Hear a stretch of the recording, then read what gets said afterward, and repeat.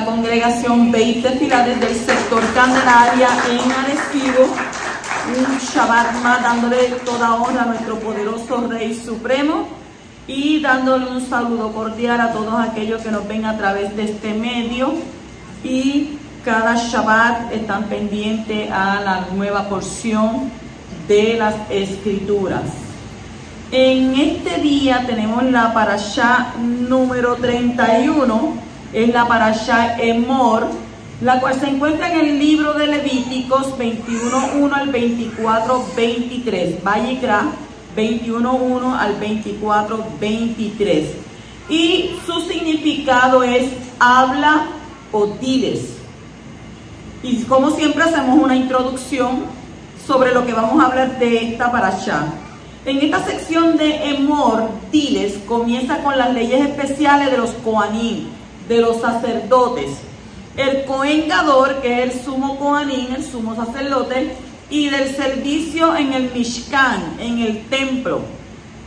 Y dice que un Kohen no puede volverse ritualmente impuro a través de entrar en contacto con un cadáver, excepto en el caso de la muerte de un familiar cercano. O sea, la esposa, la madre o hermano o el padre, ahí puede contaminarse. Un Kohen no puede casarse con una mujer divorciada ni con una mujer con un pasado promiscuo. El Kohen Gadol puede casarse solamente con una betulá, una mujer virgen. Y un Kohen con una deformidad física no puede servir en el Mishkan, en el Kadosh Mishkan, y tampoco un animal deforme puede ser ofrendado. Cuando nace un ternero, un cabrito o un carnero, deben ser dejados con su madre por 7 días. Queda prohibido degollar a un animal y sus crías en el mismo día. La segunda parte de Emor da una lista de las fiestas anuales de Yahweh, la ofrenda de Pesa, que es el 14 de Nisan, la fiesta de días de los panes sin levadura, de 7 días, comenzando el 15 de Nisan, la ofrenda de cebada llamada Omer en el segundo día de Pesach, y el comienzo de la cuenta del Omer por los próximos 49 días, que estamos nosotros en eso, culminando con la fiesta de Shavuot, que es en el 50º día, un recuerdo también del sonido del shofar, el 1 de Tishri, un solemne día de ayuno, el 10 de Tishri, y la fiesta de Sukkot, durante el cual uno debe vivir en una cabaña por 7 días y tomar las 4 especias, comenzando en el 15 de Tishri. Emor concluye con el incidente de un hombre ejecutado por blasfemar el Shem, por blasfemar el nombre, hablar las penas por asesinato, por injuriar al prójimo o por destruir su propiedad, y compensaciones monetarias. Esto es lo que abarca en esos 4 capítulos. Comenzamos en el capítulo 21 y versículo 1, donde dice: Yahweh dijo a Moshe, habla a los Kohanim, los hijos de Aarón, y diles: ninguno se contamine con persona fallecida entre su pueblo. O sea que después de haber hablado a todo el pueblo, ahora Moshe recibe la orden de hablarle ¿a quién? Solo a los Kohanim. El pueblo en general necesita vivir en Kadushá, pero los Kohanim tienen la responsabilidad de vivir en un nivel de Kadushá, de santidad, superior al pueblo. ¿Por qué? Porque tienen el derecho de estar más cerca de Yahweh en el servicio del santuario. Como los mandamientos generan Kadushá, generan santidad, los Kohanim tienen más mandamientos que el pueblo. Los Kohanim tenían que ser ¿qué? Un ejemplo a seguir. O sea, no es como uno del pueblo. ¿Por qué? Porque todos los ojos siempre iban a estar puestos ¿en quién? En ese líder, en ese Cohen. Y si el Cohen está haciendo las cosas mal, aunque las haga escondidas, siempre Abacadosh las va a traer ¿a qué? A la luz pública. Entonces un Kohanim no puede tocar un cuerpo muerto, Y la palabra hebrea que ha sido traducida como personas nefesh, que significa alma. Y en este caso la Torá llama a un cadáver humano alma. Continuamos en el capítulo 21 y versículo 7. Dice, no tomarán mujer que sea inmoral o profanada, una mujer divorciada de su marido, porque el Kohanim es Kadosh a su Elohim. Mucho se ha hablado sobre esto y han habido muchas controversias al respecto. Cuando dice no tomará mujer que sea inmoral o profanada, ni tomará mujer divorciada de su marido. ¿Qué es mujer inmoral? Se traduce al arameo como nafka, nafka bara. Ella sale, según el Targum Onquero, refiriéndose a Bereshit, a Génesis, capítulo 34, versículo 31. ¿Por qué? Debido a que sus acciones la hacen salir del ámbito de la Kadushá, de la santidad. Una mujer profanada es la hija de un Cohen que se casó con una mujer prohibida para él, y de esa manera también él salió de su ámbito de Kadushá. Más aún, el Cohen representa Gesed, que es bondad, pero el divorcio es resultado del odio. Cuando una persona se separa de otra, siempre quedan en ¿qué? No todo el tiempo quedan en amistad.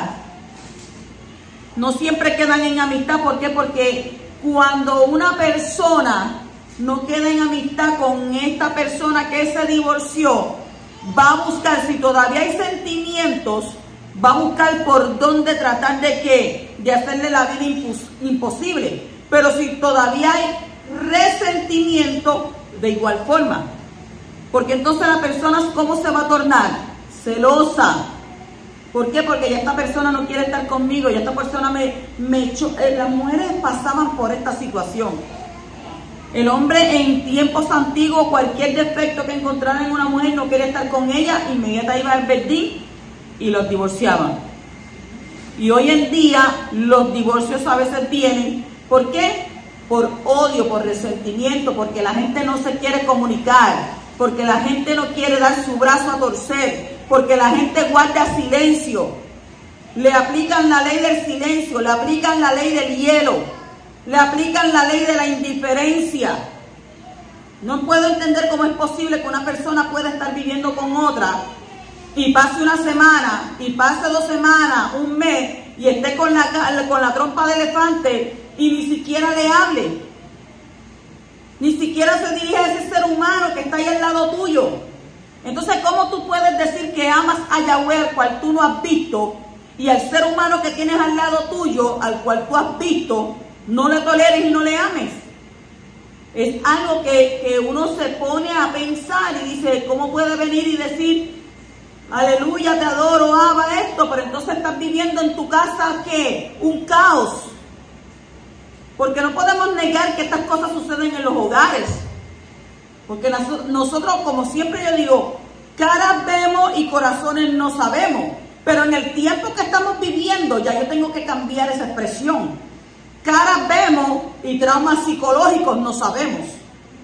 ¿Por qué? Porque la gente hoy en día, en vez de hablar, en vez de comunicarse, pues es como si fuera una competencia de quién tiene la razón. Y eso no se trata así, de quién tiene la razón. Se trata de que si nos comunicamos y cada uno expone la molestia que siente, pues entonces la otra persona tiene que entender. Mira, no me siento bien porque tú estás haciendo esto y esto. Vamos a tratar de arreglar esta situación porque no quiero llegar a lo que dice aquí, a un divorcio. Entonces, en esta cultura, en la cultura puertorriqueña, una mujer divorciada no es lo mismo que un hombre divorciado. Porque el hombre divorciado siempre tiene, ¿verdad?, su enfoque. No, pues nos separamos por esto, por aquello. ¿Por qué? Porque con la mujer se supone que la mujer tiende a ser más comunicativa, tiende a ser ¿qué? Aceptable en la situación. El hombre es más difícil. Pero cuando usted tiene una promesa delante del Poderoso, hasta que la muerte nos separe, Usted tiene que aprender a tolerar, a soportar a esa persona que está al lado suyo. Porque sé que pasan los años, y a medida que pasan los años, pues, ¿qué pasa con la gente? En vez de renovar ese amor a diario, ¿qué es lo que hacen? Va menguando. Si una planta tú no la riegas, la planta se te va a secar, se te va a morir. Entonces, ¿qué quiere decir esto? Que el matrimonio es igual. Puedes tener altas y bajas, y unas veces puedes estar de acuerdo y otras veces no puedes estar de acuerdo. Pero la Escritura nos manda a nosotros ¿a qué? A tolerarnos, a soportarnos. Porque quizás a veces decimos, ah, no, pero que tú esto. Oye, pero es que tú tampoco eres un bombón de menta. Antes de tú mirar o venir a criticar a tu esposa o a tu esposo, primero analízate tú. Analízate qué es lo que tú estás haciendo. Porque siempre el ser humano tiende a echar la culpa. Y esto lo vemos ¿desde dónde? Lo vemos desde Bereshit, lo vemos desde Génesis. ¿Qué dijo Adán? No, la mujer que tú me diste, es más, culpó hasta a Ava. Le echó la culpa a Ava. La mujer que tú me diste. Y después, mire, ella siguió y siguieron por ahí echándose culpa. No se trata de echarse culpa. Se trata de dialogar, de hablar, de reconocer. Si yo estoy mal, tengo que aprender a dar mi brazo ¿a qué? Mi brazo a torcer, a reconocer que yo no todo el tiempo hago las cosas bien. Porque a veces nosotros nos creemos, ay, yo tengo una aureola porque soy una kadosh. No, somos seres humanos, tenemos defectos, pero también tenemos que aprender a reconocer cuando hacemos las cosas mal y cuando decimos algo mal. Entonces, ¿qué sucede con esto? En tu reconocimiento, porque muchas personas dicen, ay, yo llevo tantos años, ya me cansé, ya no muerto, y piensa que si se divorcia, pues se va a encontrar la manzana de Adán. Y no es así, es negativo, eso no sucede. ¿Por qué? Porque al final de cuentas te vas a dar cuenta de que lo que dejaste era mejor que lo que quizás tienes ahora. Y entonces ya hay situaciones donde no se puede dar vuelta atrás. Y ahí entonces uno tiene que recapacitar que si vuelve a rehacer su vida, los errores que cometiste ahora no los vuelvas a repetir en tu próxima relación. ¿Cuántos adoran al poderoso? Entonces, por lo tanto, el Cohen tiene prohibido, por esa forma que le expliqué, de casarse con una mujer divorciada. ¿Cuáles son las mujeres prohibidas para los Kohanim? Son Soná, que es una mujer que ha tenido relaciones sexuales prohibidas. Halalá, que es la hija de un Cohen que ha nacido en una unión ilícita, por ejemplo, de un matrimonio entre un Cohen y una Soná, que es una mujer que ha tenido relaciones prohibidas, o Gerushá. Gerushá es una mujer divorciada. Y Gioret, una mujer gentil convertida al judaísmo, según el versículo 14. ¿Por qué? Porque nuestro Abba es ¿qué? Abba es Kadosh. Entonces, inclusive en la vida privada los Kohanim tienen más obligaciones que el hombre común. Los Kohanim solo pueden revelarse mediante el cuidado del pacto. Y así los Kohanim deben de mantener también un nivel mayor de Kadushá, de santidad, antes y durante sus matrimonios. El Bedín tiene la autoridad para disolver un matrimonio entre un Cohen y una mujer ilícita para él. ¿Por qué sucede esto? Porque el Cohen es el que está más cerca en el lugar Kadosh Kadoshim. Él es el que le lleva el lejen, el que hace el sacrificio delante de Abba. Y la Escritura dice que nuestro Abba Kadosh dice que sin Kadushá, sin santidad, nadie me verá. Y dice que no hay quien pueda verlo y viva. Por tanto, él pide ese nivel de ¿qué? De Kadushá, de santidad delante de su presencia. Continuamos en el capítulo 21 y versículo 18. Porque ninguno que tenga defecto se acercará, ni ciego, ni cojo, ni uno que sea de nariz aplastado, deformado. Hoy en día, las oraciones diarias toman el lugar de los sacrificios. Por lo tanto, debemos ocuparnos de que nuestras oraciones, nuestras plegarias no tengan ningún defecto, al igual que los sacrificios que eran ofrecidos con animales sin defecto y por una persona sin defecto alguno.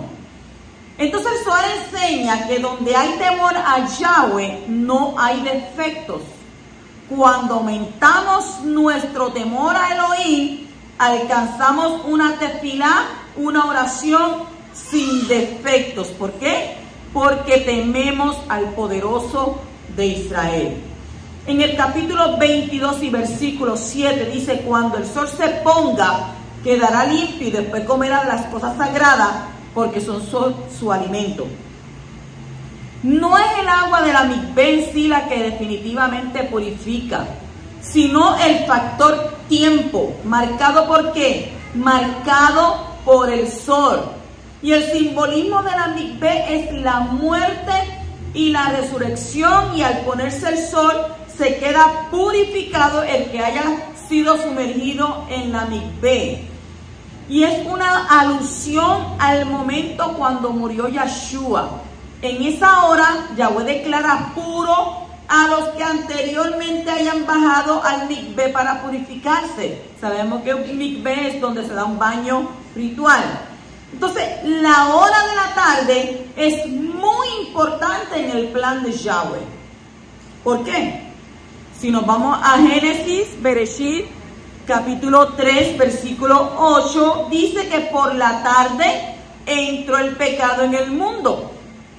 En Levíticos 23:5 dice: por la tarde tiene que ser sacrificado el cordero de Pesach. Devarim 16:6 dice: por la tarde salió el pueblo de Egipto. En Éxodo 16:6 dice: por la tarde vino el maná del Shamayim y el pueblo supo que había salido de Egipto. Shemot, Éxodo 29:39 al 43 dice: por la tarde fue sacrificado el segundo cordero diario del sacrificio continuo.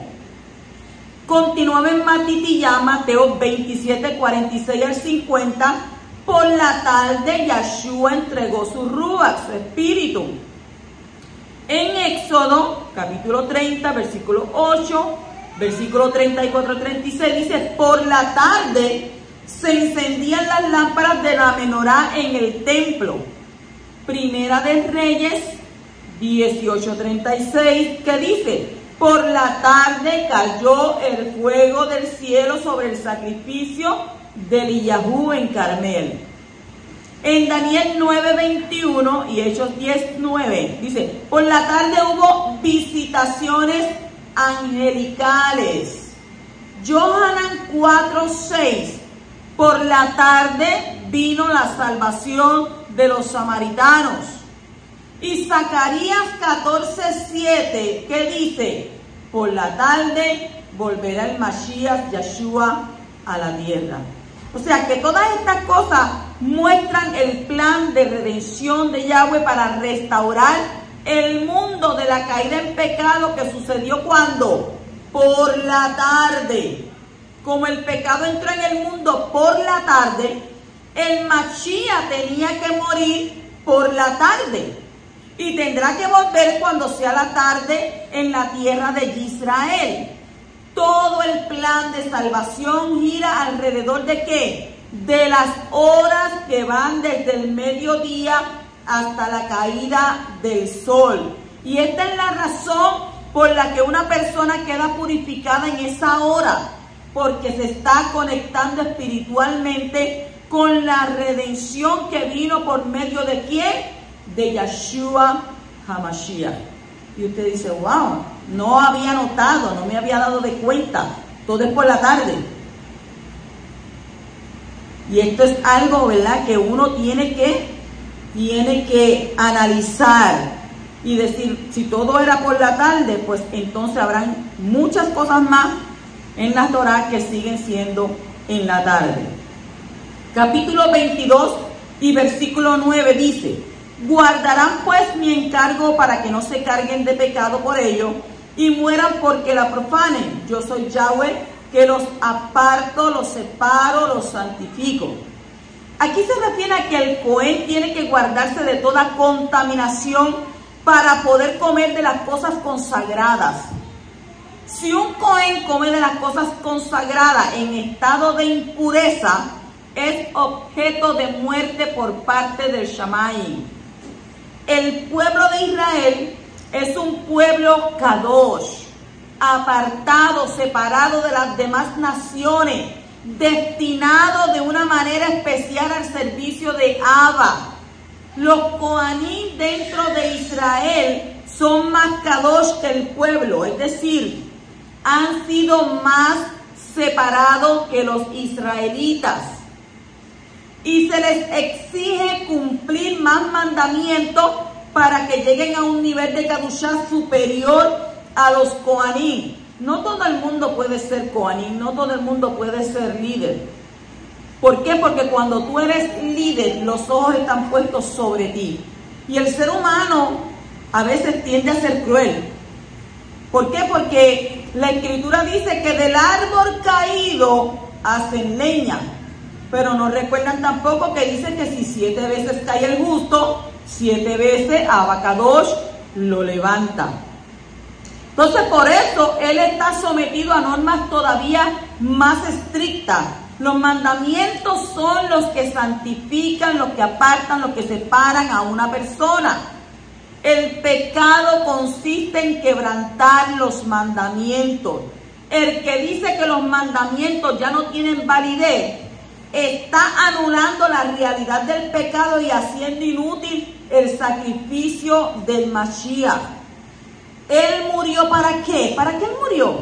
Para quitar nuestros pecados, lo cual implica que murió para que nosotros dejemos de ser desobedientes a los mandamientos. El que enseña que el Mashiach Yeshua murió para anular los mandamientos, entonces es un mentiroso. Está mintiendo. Entonces, para estar cerca de Abba hay que vivir en Kadushá, en santidad. Y la santidad es resultado ¿de qué? De la obediencia a los mandamientos. Por lo tanto, cuanto más cerca de Yahweh uno está, más obediencia hay en los mandamientos que él exige. No hay Kadushá sin obediencia, y no hay obediencia sin disciplina. Por lo tanto, no hay santidad sin disciplina. O sea que tenemos que ser ¿qué? Como él dijo, sed kadosh, porque yo soy kadosh. Continuamos en el capítulo 22 y versículo 20. Dice: lo que tenga defecto no ofreceréis, porque no será aceptado. Yahweh merece lo mejor. En nuestras ofrendas se ve cuán importante es Yahweh para nosotros. Si damos una ofrenda mediocre o de segunda categoría, entonces estamos dando un mensaje en los Shammai de que nuestro Padre Celestial no es importante ni digno de honra. Si damos una ofrenda cara, de la mejor calidad, entonces estamos mostrando cuánto valoramos a Abba. Y este pensamiento se encuentra en la reprensión del profeta, como está escrito en el libro de Malaquías, capítulo 1, 6 al 14. Continúa en el capítulo 22 y versículo 31. Así pues, guardaréis mis mandamientos y los cumpliréis, porque yo soy Yahweh. La primera parte del versículo habla del estudio de los mandamientos de la Torá. Y la segunda parte de la realización de los mandamientos. O sea, no está permitido estudiar la Torá sin tener la intención de cumplirla. Ni está permitido enseñar a otros si ellos no tienen la intención de cumplir lo que aprenden. Porque usted puede ir y enseñarle Torá a una persona, pero si esa persona cuando usted le está enseñando tiene en poco la enseñanza de la Torá, pues entonces, ¿para qué se le va a hablar? Usted sacude el polvo de sus pies y sigue andando. ¿Por qué? Porque la palabra se supone que sea vida a las personas. En el capítulo 23:2 dice: habla a los hijos de Israel y diles: las fiestas señaladas de Yahweh, que vosotros habréis de proclamar como convocaciones de Kadushá, estas son mis fiestas señaladas. ¿Ve que ahí no dice estas son las fiestas de la Roá, estas son las fiestas de Beit Tefilá? Dice que son las fiestas de ¿quién? Son mis fiestas señaladas, dijo Abba, mis fiestas. Entonces, en este capítulo 23 se encuentra un resumen de todas las fiestas anuales que Yahweh ha establecido para su pueblo.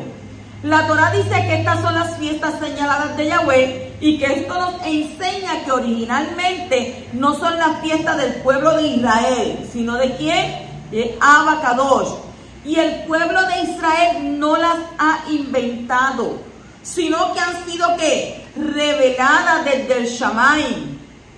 Y entonces estas son las fiestas de Yahweh y su pueblo ha sido hecho partícipe de estos momentos que son importantes para él. Y en este programa festivo de Yahweh está revelado todo el plan de redención para el mundo.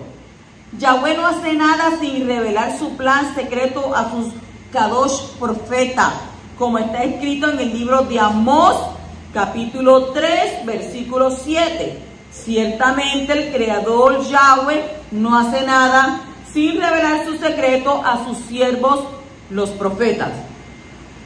Y como Moshe fue el mayor de los profetas, a él le fue revelado todo el consejo de salvación de Yahweh, y ese consejo está resumido en estas citas divinas que aparecen en este capítulo.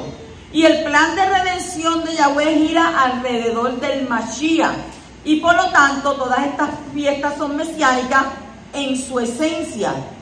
¿Y cuál es el propósito principal que Yahweh tiene con esta cita? Es revelar al pueblo de Israel la obra salvadora del Mashiach Yeshua desde el principio hasta el fin, como está escrito en el Salmo 104:19.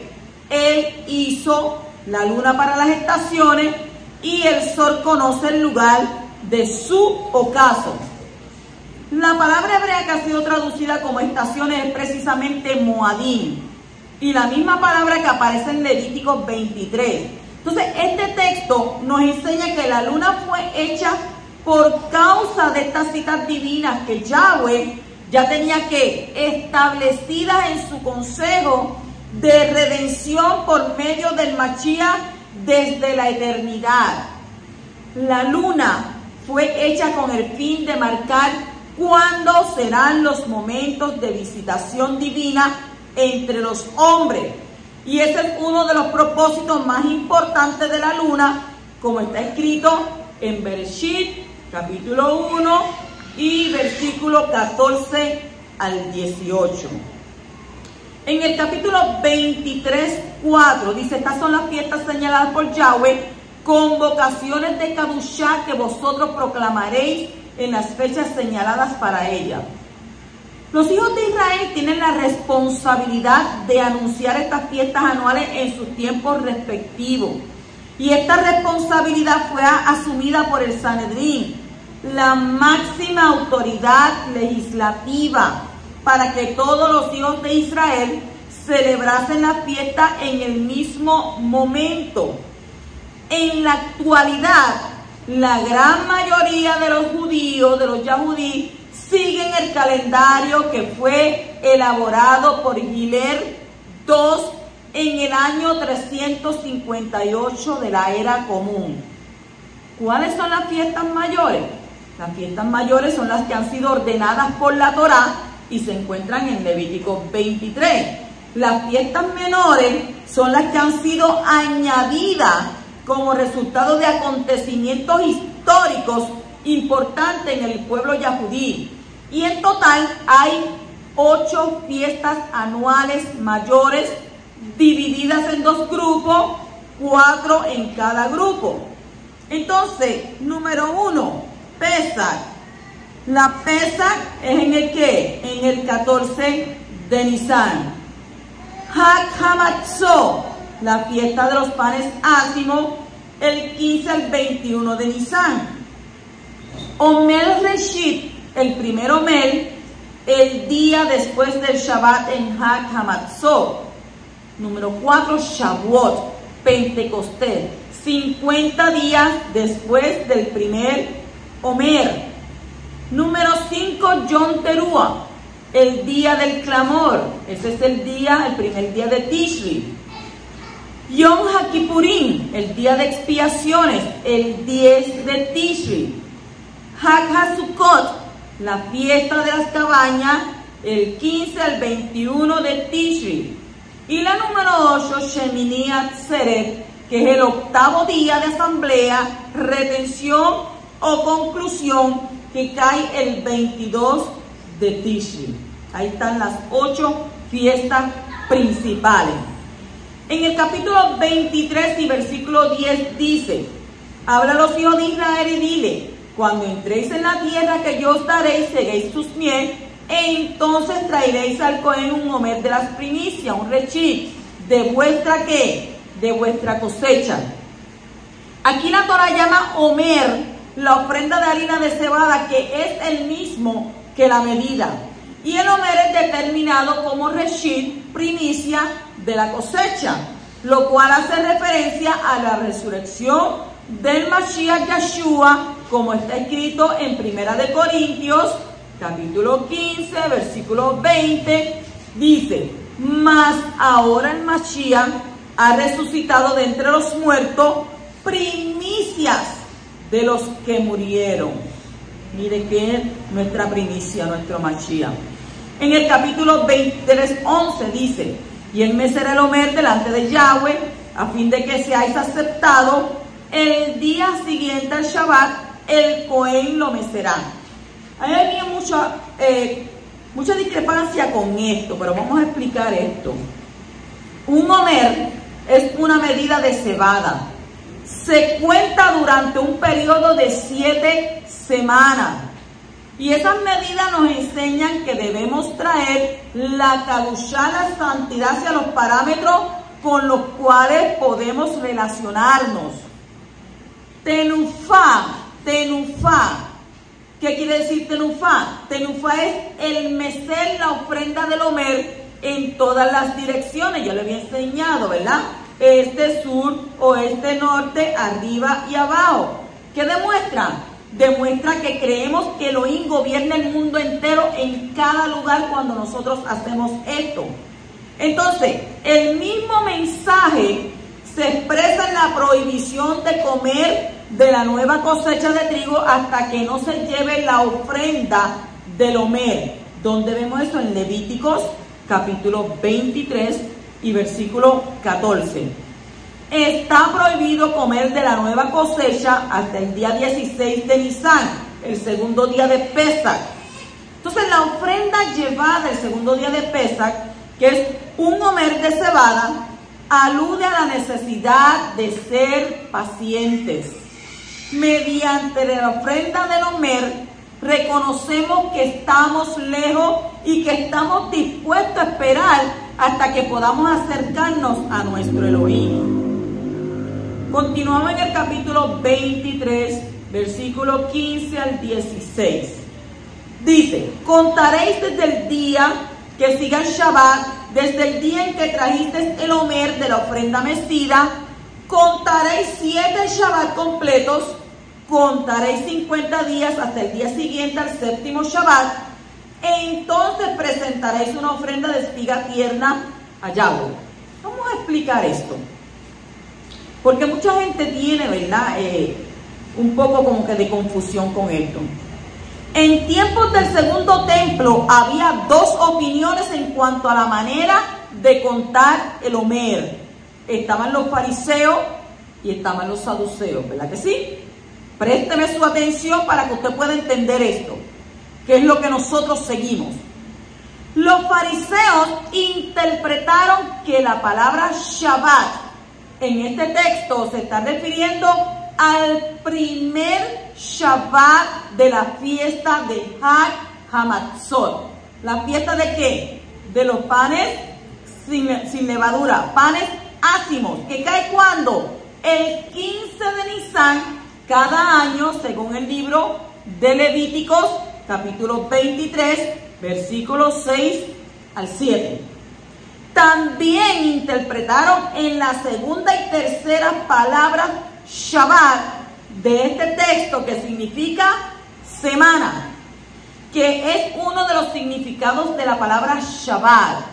La traducción farisea, miren lo que le estoy diciendo, la farisea del texto sería entonces: contaréis el día que sigue al Shabbat de la fiesta, desde el día en que trajiste el omer de la ofrenda mecida.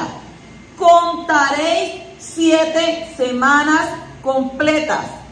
Contaréis 50 días hasta el día siguiente a la 7ª semana. Entonces presentaréis una ofrenda de espiga tierna a Yahweh.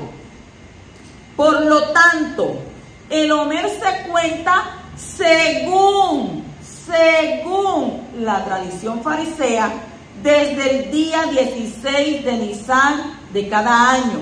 Entonces, de esta manera, Shavuot Pentecostés siempre coincide con el 6 de Sivan cada año. Y esta interpretación es la que predomina hoy en día en el judaísmo tradicional, que es una rama de los fariseos. Los saduceos interpretaron, ahora les voy a dar la interpretación de los saduceos. Ellos interpretaron que la primera palabra Shabbat se está refiriendo al Shabbat semanal siguiente al sacrificio de Pesach, de manera que el omer siempre tenga que ser ofrecido el primer día de la semana. De la misma manera, interpretaron la segunda y la tercera palabra Shabbat del texto como una referencia a los Shabbat semanales. De esta manera, Shavuot Pentecostés siempre coincidiría con un primer día de la semana. Entonces, los dos grupos tienen argumentos fuertes para afirmar su punto de vista, pero nosotros seguimos la de los que fariseos hasta el día de hoy.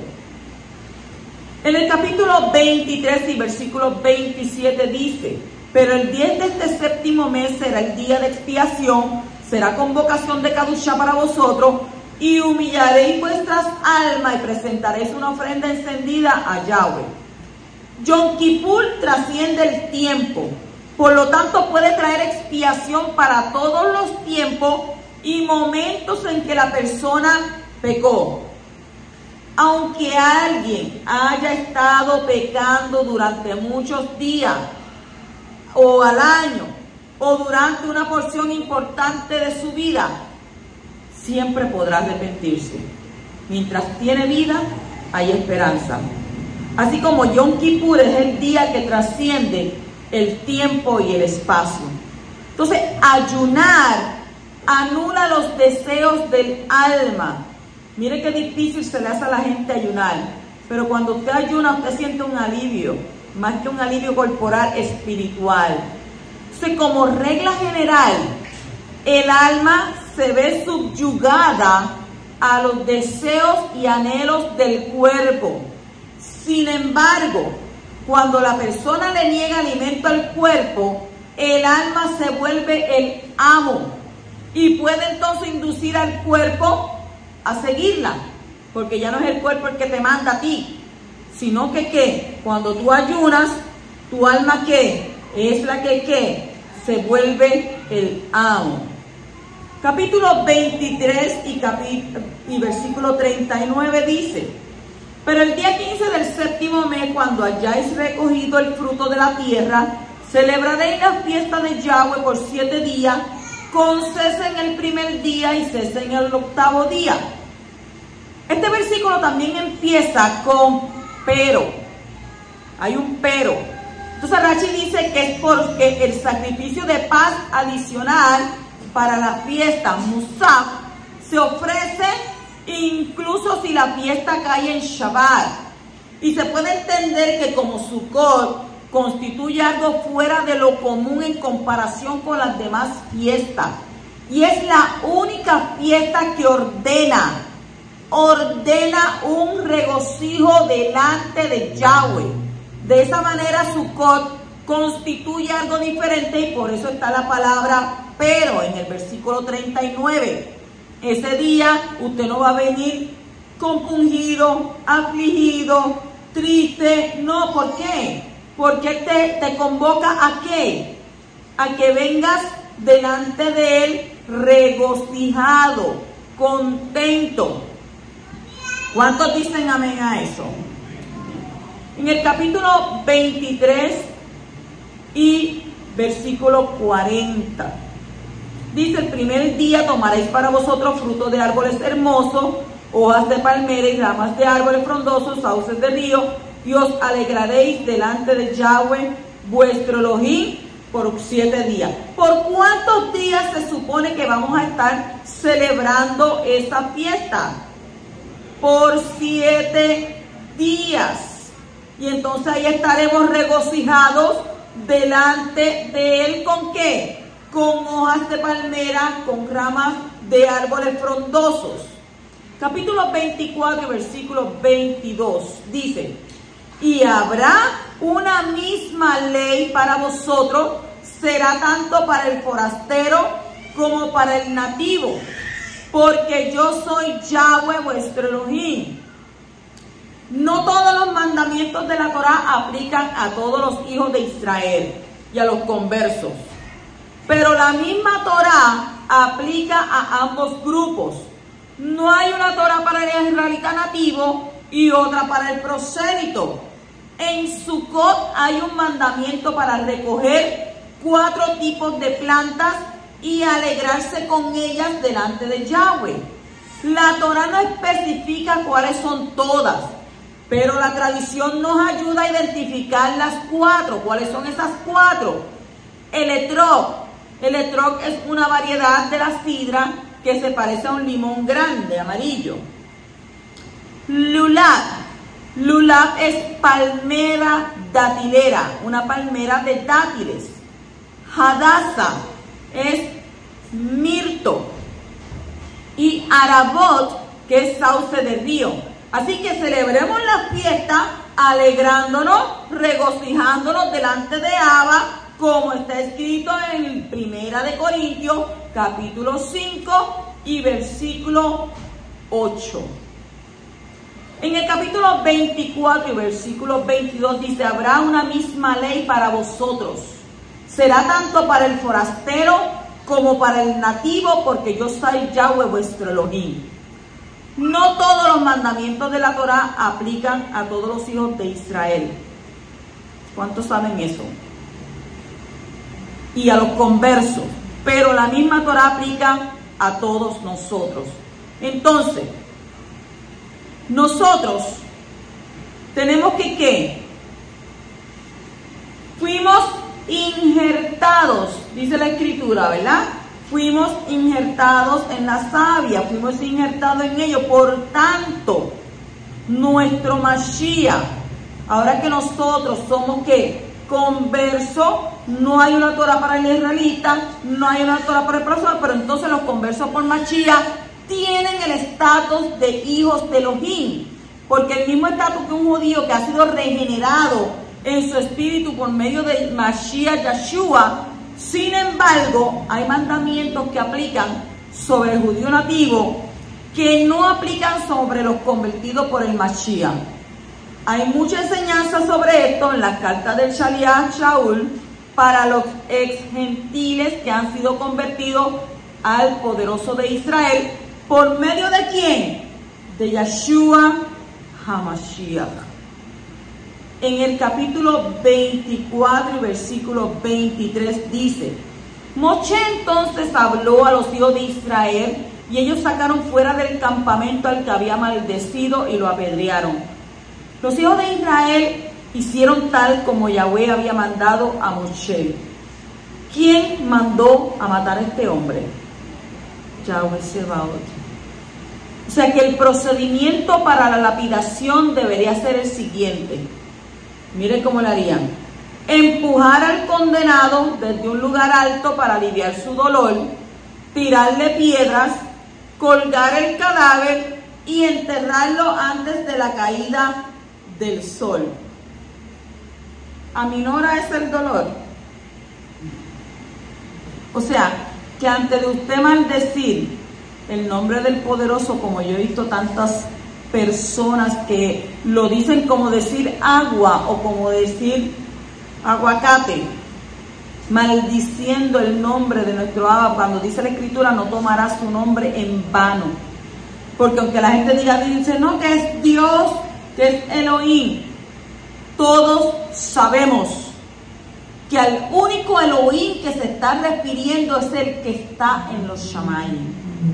Cuando alguien hace eso, conscientemente de lo que está haciendo, dice la Escritura que Yahweh lo va a eliminar él mismo. Así que cuando nosotros tengamos el nombre de nuestro poderoso en nuestra boca, miremos a nuestro alrededor en donde lo pronunciamos para que no sea no sea maldecido, no se burlen de él, porque ¿sabes qué? La destrucción va a venir sobre la persona que se burle del nombre de Abba Kadosh. Y la gente dice, no, yo lo hago, a mí no me pasa nada. No te pasa nada. Vas a comenzar a ver cómo vas a descender en lo económico, en tu hogar, en tu familia, en tu trabajo, en tu alrededor. ¿Por qué? Porque lo que tú atraes es ¿qué? Maldición. Así que estemos siempre en nuestra boca bendiciendo, exaltando, adorando, y como dice la Escritura siempre, bendice alma mía Yahweh, y no te olvides de dónde te sacó, no te olvides que Él te sanó, y no te olvides de sus beneficios. Shabbat Shalom.